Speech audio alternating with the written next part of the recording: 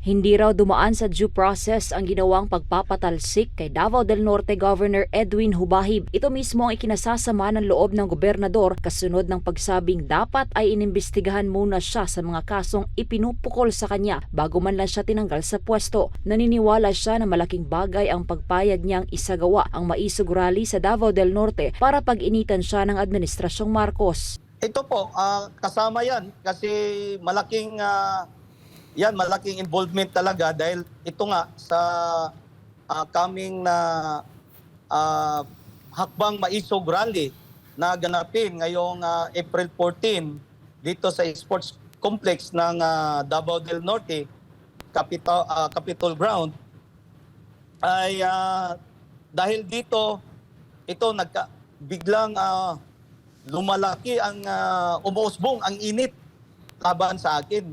Kaya ito talaga isa dito ang naging dahilan. Ang pagpayag ko na dito gaganapin po ang maisog rally. Kasi wala.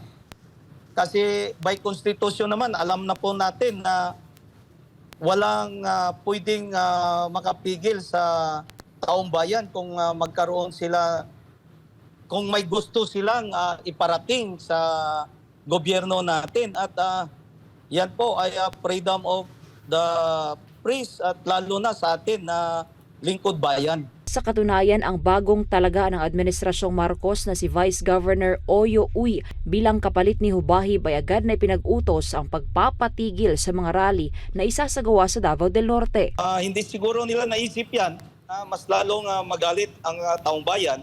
At ngayon lang po, Banat, ngayong gabi lang po, nag-report sa akin yung dito sa PNP, Davao del Norte, may nakarating sa akin na may itong acting governor na in-install nila kanina,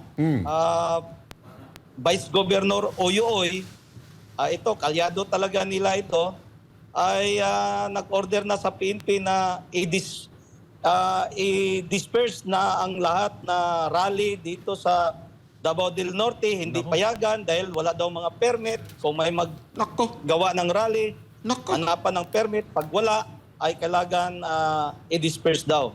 So hindi na matutuloy. Payagan. Bukod pa rito, isa rin sa tinitingnan niyang dahilan ay ang paglalantad niya sa ayuda scam. Sabi pa ni Hubahib, sabit rin sa scam ang ipinalit na administrasyon sa kanya. Hindi naman po ako nagsisisi dahil nag-stand po tayo kung saan po ang tama bilang elected official, bilang leader ng probinsya, bilang gobernador, ay tumayo po tayo para sa mga biktima at sa mga naging biktima ng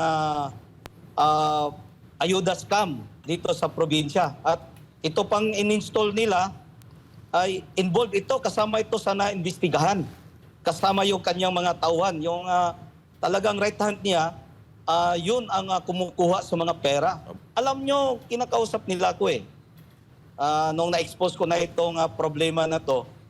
Pero hindi ko sila hinarap.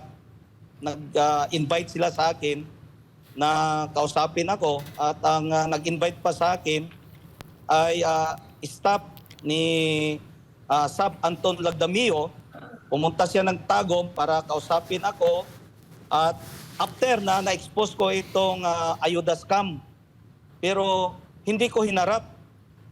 Kaya sa tingin ko, itong dahilan, bakit na sobrang galit sa akin ito si Sab.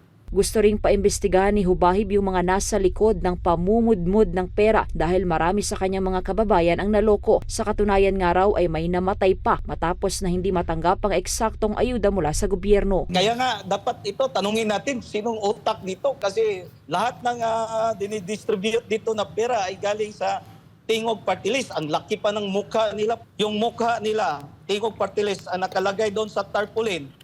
Parang isang wall ng building. Oy. Yung kanilang tarpaulin, bawat pamimigay, nakalagay doon, Yeda Romualdez. Nako! Tapos, Congressman Yeda, Speaker Martin Romualdez. Nako! Malaki nga. Lagi na nang involved At yung mga nandun yan. din ang mukha ni Presidente at yung mga local officials dito na tandem nila. Yung mga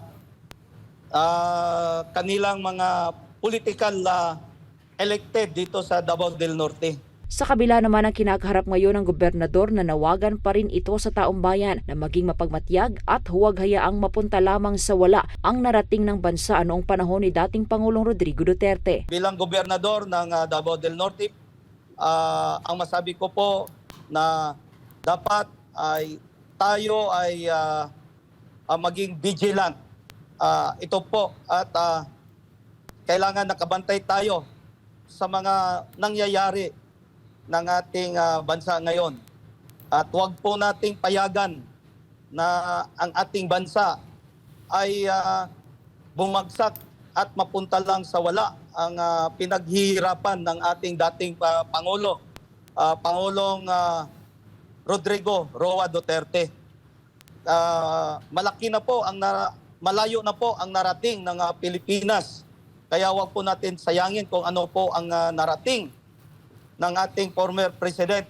At dapat po magtutulungan po tayo lahat na ikasa at tutulong po tayo na hindi babagsak ang ekonomiya ng ating bansa at mamanatiling peaceful po ang bansang Pilipinas at safety po ang ating mga bata, safety po ang buong taong bayan ng bansang Pilipinas.